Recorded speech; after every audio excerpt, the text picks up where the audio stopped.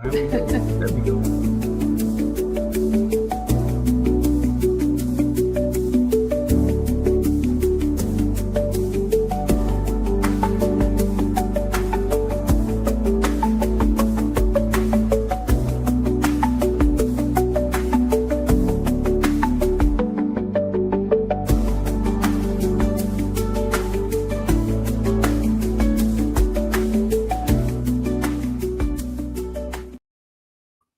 Hello. Good afternoon on a wet, rainy, interesting day up here in the Ridgecrest. How's it down there? Wet and rainy. Very good. And We love cold. that. And cold. Well, I am Scott, otherwise known as Miller, and we have Rachel Moreno.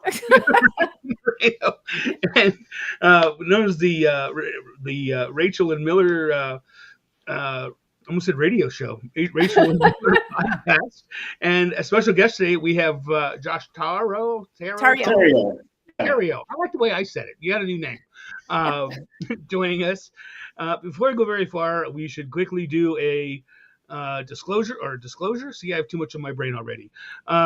This is our opinions, and whether I can't even talk now. Whether we're right or wrong. Right or wrong, these are our opinions. This is three people talking about real estate. We encourage you to definitely seek your own legal advice. We have our own opinions and own experiences. And if you don't like what we have to say, tune out, but tune in because it's more fun. And if you have questions, concerns, emotional outbursts, you can join us here on the screen and we'll even read them out loud most of the time. And anyway, so welcome to the show. We, Rachel and I have talked for the last couple of weeks about getting a buyer's agent on the show. And it's interesting is when both of us were talking to the other agents, we were saying, hey, do you consider yourself a buyer's agent or a seller's agent? And 9 times out of 10, we'd say, I do both. That wasn't the question. The question was, are you a buyer's agent or a seller's agent? And obviously, I'm a buyer's agent or a seller's agent. However, I would say I'm more of a seller's agent. I've done more selling than I have with buyer's agents. I can do both. But if somebody asked me today, I'd say, I do a lot of sellers. I'm a seller's agent. Can I say something about that? You may, please. I think that the market in the area really dictates what kind of client we have at the time. You have a lot of sellers in your area. I do. We've got more buyers out here right now. I don't know, Josh, do you feel that's true? I do, but I also believe that it has to do with your clients as well. Like, at one point with your client list, where are they at? Yeah, maybe Scott, all of your current clients are sellers, but maybe at one point they're going to downsize and then they're going to become buyers. So I mean, to your point, I think it is good to be both. I know there are many agents out there that just specialize in working with sellers or working with buyers, but I think to have the full tool belt prepared and ready to go, it's definitely worth noting that to become a buyer's agent and a seller's agent definitely requires 2 different hats at times. There's a lot of overlap, right? But at the end of the day, some people like the upfront part of the process working with sellers, and some people like the back end of the process working with buyers. Yeah, and it's not necessary to always delineate. Josh, I feel like the first part of the year you were very much a seller's agent, and now as the second part of the year has come in, you have buyers.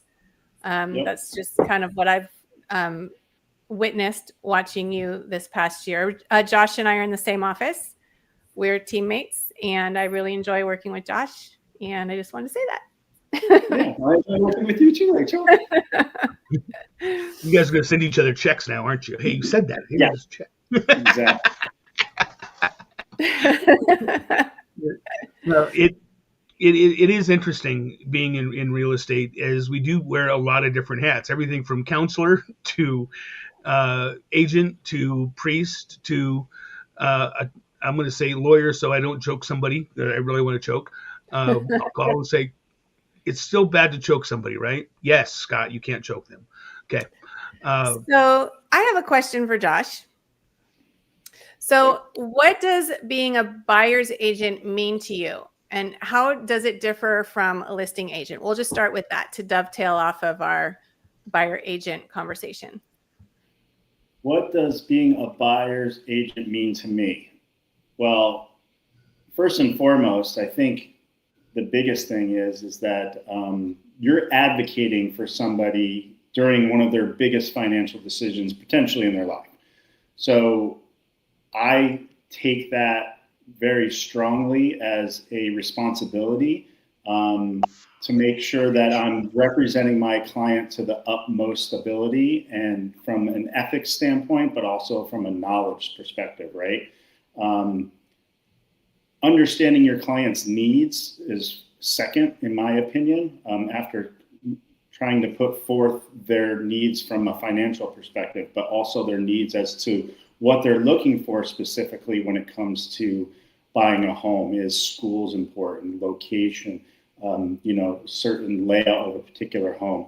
And to be honest, I'm super transparent and very upfront and honest with my clients. I know a lot of clients that I've worked with in the past are very appreciative of that. But there's a lot of things that clients, particularly first-time home buyers, they don't look for when they're looking at homes or touring homes or going to open houses, that an agent with the right experience can point out and help them make a decision that whether it impacts the condition or quality of the home or the location or the obsolescence of the home, right? Some people don't even think to look at the airport that you're buying the home next to. Is the flight path over the house? Are you going to be miserable after you close escrow in this amazing backyard, but every 2 minutes a plane goes overhead? To that point, I tell a lot of my buyer clients that Google Earth is your best friend, in my opinion. I can't tell you how many times I've told clients to look at Google Earth and see what's around the house. So that really goes onto understanding their needs and being honest with them. I mean, at the end of the day, we're all in sales. Yes, we would love to sell the property to them, but it has to be the right fit. And I'm not going to let something that's going to bother me and potentially bother them go unnoticed or pointed out. Also, I'm sorry, go ahead, Scott. I would say a big reason behind that is it comes down to, if it's going to bother you and we don't disclose it, it's going to bother us forever. So Yeah, it's like, exactly. And we are obligated under the law to disclose everything we know. If we don't know it, we can't disclose it. But Right. we have an obligation under the law to share with the client what we know. And sometimes they don't know what they don't know. To that end, Josh, what would you say in your opinion, what are the two biggest mistakes a first-time home buyer makes? And to that, dovetail off of that, is what do you feel an agent can do to stop those two of the biggest mistakes, in your opinion, that happen? Did that make sense? I think it did. We practiced that question. Let me help you. What are maybe the two biggest mistakes first-time buyers make, and how do you help them avoid those mistakes? That was more clear. Well, one of the biggest mistakes, in my opinion, that not me personally as a buyer buying my own home, but also working with buyers, is when they get their pre-approval letter from their lender. And that pre-approval number is $1.4 million, and they think that they can buy a house for $1.4 million. At the end of the day, just because a lender is going to lend you $1.4 million, does that mean you're going to be eating ramen for the rest of your life?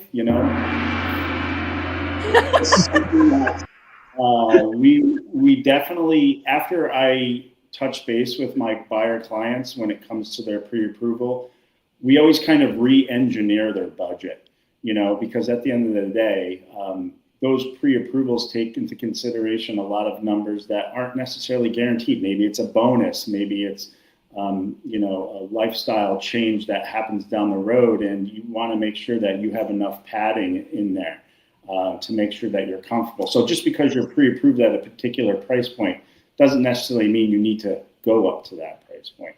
Another misconception, I think, when it comes to price point is that, I mean, the list price isn't exactly the real price, right? Now, that's what the seller would like to get for their house. But as we've seen in this market here, and I'm sure it might be similar out where you are, Scott, is, since July, really it was the 4th of July, in my opinion, that I saw the big turn where properties started to sit longer. Inventory had picked up higher to levels higher than we've seen in recent years, even prior to the pandemic.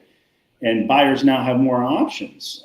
So they're not rushing out to get an offer in the first open house weekend because they know that there's 30 other people that are going to be submitting an offer. So to that point, having the ability to look at the statistics, the numbers, the days on market, and picking up the phone and on my behalf, calling the listing agent and finding out some more information that I can pass along to my buyers' clients. Because if a house has been sitting, chances are there's some wiggle room in that price. So my point is a lot of buyers think that price is the end all be all. It doesn't go lower and it doesn't go higher. So that takes a little bit of education and explaining things and how those different scenarios work. It's very important to keep it simple though, especially with first-time home buyers, because if you just start bombarding them with information and it goes way over their head, a lot of those scenarios and conversations are very situational. So I tend to save them for the right time. But at the end of the day, those would be the two big ones, I guess, to answer your question, Scott. For me personally, it's that pre-approval letter and then the pricing. I think the pre-approval letter is huge, along with the famous Z word. So I say it out loud. People when it comes to sellers, the Z word says my house is worth 1.5 million. Yeah. Okay. Well, I think another reason why the three of us and the other agents out there aren't going away anytime soon is the Zillow and Realtor and all these other ones. They may say that, and they do say that. However, you mentioned it a second ago, Josh, is being able to go out and look at Google Earth or walk in and say, "Whoa, that's a bad coyote smell in here." Whoa. They don't take into account the different things happening in, out, and around the property. Or when they go and do a home inspection and find out that the water heater has been leaking for the last 25 years and is about to fall through the second story. Zillow says 1.5 million. The $40,000 it's going to take to repair that is a whole different conversation. So it's being a buyer's agent is convoluted. Is you as a buyer's agent, you really do have to wear a multitude of hats as your buyer, and then you have to say, okay, if I was the customer, what am I looking for? Is a lot of times the buyers, they don't know what they don't know, and their brother's friend Fred, who's the dog catcher's milkman, have told them this, and this, and then it comes down to the buyer's agent to give them an education in as nicest way possible, saying that's a great idea, or however you want to word it, and this is how you may want to address that. We could go in guns blazing. See, I was going to do guns blazing like this, but it didn't work out. Going guns blazing, that's just not going to work out very well. So it's going in and talking. I'm even going to background even more. You hit the nail on the head when we started this cast a few minutes ago. Is asking a lot of questions. Is what are you looking for? What are your plans? Where do you want to be doing this? Asking all those questions so that you, as the buyer's agent, can talk to me, the seller's agent, and say, okay, this is what we're looking for. Does that address it? And Rachel and I have had a lot of conversations about this.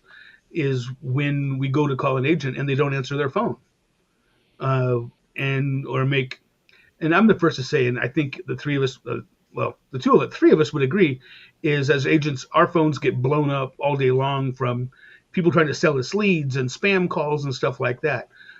If I don't recognize the number, I will a lot of times send it to voicemail and immediately send a text. and say, "Hey, how you doing? It's Scott. I'll be with you in a few minutes. How can I help you?" Something like that. That's one of the biggest things I think with buyer's agents is talking to the seller's agent and being a well informed buyer's agent. I'm going to use that word. I think that's one of the big keys. And when customers are out there, actually, I'm going to let you answer this question. If you were a uh, John Joe buyer, what would you look for in a buyer's agent other than a guy wearing a black hat and glasses and I think you have a mustache and a mustache? He doesn't have a mustache. Oh, No. okay. So if I was in the market for an agent to work with because I'm buying a home, Right. first and foremost, what would be the most important to me is if I'm going to be comfortable working with them, right? So I always look at my transactions. You're going into a relationship with that client for an undetermined period of time until you get into escrow. And then once escrow hits, obviously, depending on the timeline, let's say 30 days, it's an intense relationship. You guys are on the phone a lot, at least I am with my clients. So I guess to answer your question, I would be looking for somebody that I can build a rapport with right away, that I feel comfortable, that's not only knowledgeable, but also, first and foremost, it's a good listener. I don't want somebody that's going to be an agent that's just going to talk, and tell me what I want to hear. I want an agent that is going to be able to ask me questions, but also sit back and listen to what I have to say. And I think that's super important because a lot of buyers at times probably get overwhelmed with the process. Not only the process, but I mean, the paperwork, right? I mean, the contract in itself is diabolical. So, being able to properly have the education to explain all of that and how it works and, what the ramifications are of particular contingencies or certain elements within the contract. Being able to have a good relationship, feel comfortable, and knowledgeable would be the three key things that I would be looking for. And those are the things, to be honest, that I pride myself in giving my clients because it is not an easy process. It's very emotional. It's got a lot of ups and downs and, negotiations for various points throughout the process. So it's important to, and I think you said it earlier, Scott, where we're, counselors and at times therapists too, because it gets intense at times, especially when you have a first-time home buyer that gets their inspection report in their email and it's 70 pages long and they're like, what is this? Even though they were there at the inspection. So being able to, have a cool, calm, collective demeanor in an agent, somebody that can remain confident under pressure is very important too. And I think that just folds into how comfortable you are with working with an individual. I'm curious, Josh, at what point do you introduce the BRBC, the buyer broker agreement, and how do you finesse that conversation? So, I mean, at what point? Definitely before we start going out to see property, I'll probably have a few conversations on the phone or on Zoom prior to actually getting that piece of paper inked, because again, it's about building that relationship and that rapport, right? I don't want to scare them with some piece of documentation to sign right off the bat and having to explain to them what this actually means. But the educational piece is very important when I go into that part of the process, right? Very quickly, I explained how things were prior to August 17th of 2 years ago and where we are now, because that was the date that BRBC was instituted here in California, at least, where we all had to kind of abide by it. And how do I handle it? I basically explain to my clients that this is how the process works. And after I break it out, it's kind of the unpeeling of the onion. No longer is the listing agent, negotiating the commission for both sides of the transaction. It's now uncoupled, as you could say, and this is what I would expect from a concession from the seller. If that is not met, then it is the buyer's responsibility to take care of that concession for the buyer's agent's brokerage. And depending on the client, I will go into a little bit more in depth. Again, with anything with commissions, it's always negotiable. And just because we're signing a piece of paper at a certain percentage now, it doesn't really mean anything until we get into the contract when we're asking for the concession to be offset by the seller. And then that's when we as a buyer and a buyer's agent can continue that negotiation conversation. Josh, just for a quick second, and I should have said this sooner, the BRBC, we've talked a little bit about it before. The BRBC, for those of us who don't know what that is, that's the agreement between the buyer and the agent for the agent to represent them as a buyer. And the concession that Josh was just talking about, I'm going to call it our paycheck, that's how we get paid. And you just said a second ago, Josh, that everything is negotiable, and we put on there a number. And if the seller is not going to be paying the full salary that we have put on there, it potentially is going to be up for the buyer to pay that. And that comes back to negotiation. The BRBC is a contract between the buyer and the buyer's agent to have a conversation and work on his or her behalf. Just like if you were working at Amgen, you have a contract, and you're not going to go work at Amgen without a contract. So you don't want to go work for somebody and not have a contract and not know how you're going to get paid. Josh, have you had a situation yet where the seller's agent was not willing to meet the full commission in your brokerage agreement, and then so your buyer needed to step up and pay the difference? Have you had that yet? I will break that up into two parts. I have had situations where the seller did not cover my BRBC contract with my buyer, but I did not have that particular scenario, that particular one. I did not have them cover the difference. I think it's going to be, for everybody out there that's listening that may or may not agree with me, some people are very strong headed when it comes to their concession from the seller or wherever it comes from. But it really depends for me personally on the client. In that example, this particular client, I did 7 transactions with this family. So if I have a BRBC for 2.5% and the seller is only going to kick in 2% to the buyer's broker, in that situation, I wait. Because of your relationship and the amount of business you've done with them in the past. Yeah, exactly. Mm-hmm. But if it's somebody that you're spending a lot of time with and it's been, 8-10 months, you've shown them 50 houses and, maybe it's a different situation and scenario. And explaining the BRBC process up front, at least so the buyer is aware of their situation and what that negotiation could potentially lead to, it's important. They need to know that up front. But I haven't had to have a buyer cover it out of their pocket as of yet. Mm-hmm. I've only heard of that a few times so far, and my houses up here are dramatically priced different than they are down there in your neck of the woods. Sure. In the same breath, I typically will see the concession set at 3%, and there's a lot of times, not all the time. I tell my client as a seller's agent, you at some point are going to see that the buyer's agent is going to want to be paid, and they're going to put that into the contract, and that is up to you if you want to compensate them whatever they're asking. That is not a Scott call. That is a you call. However,